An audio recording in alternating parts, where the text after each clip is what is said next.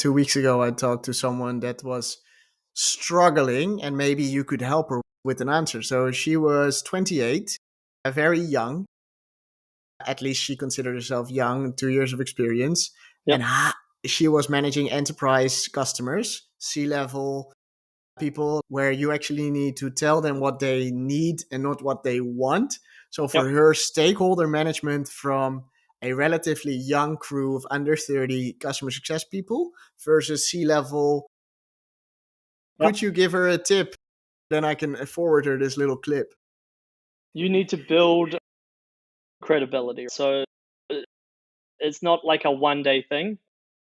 And especially if you work in enterprise, you have a lot of people who are a little bit older, a little bit wiser in some respects. And it takes time to build that trust and that credibility. So my best advice: become a product expert and become a subject matter expert for your area, and then build that credibility over time and listen to what their concerns are. Really understand why they're telling you something and why they maybe are doing something a certain way, and then try to help them understand why your input is valuable and why you should have a seat at the table, right? Because Yeah, but you but have but but expertise in a certain area that they maybe don't. But would you say go into those meetings alone, or would you say take someone with you that has a little bit more experience that might be able to help you in those situations? Or you're more like, no, okay, just do it alone. Make sure you build a No, relationship as a product expert, and make it slow and gradual.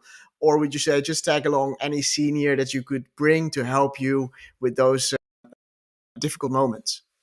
I think bringing senior people is always important, especially if you work enterprise. So, uh, matching like for like titles. I always joke, use my title. Externally, it does wonders. Like internally, I'm just a guy you work with, right? Like I'm here to help you.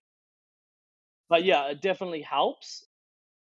I think you need to do both, right? Because one of the downsides of always taking somebody is that then you don't get that credibility.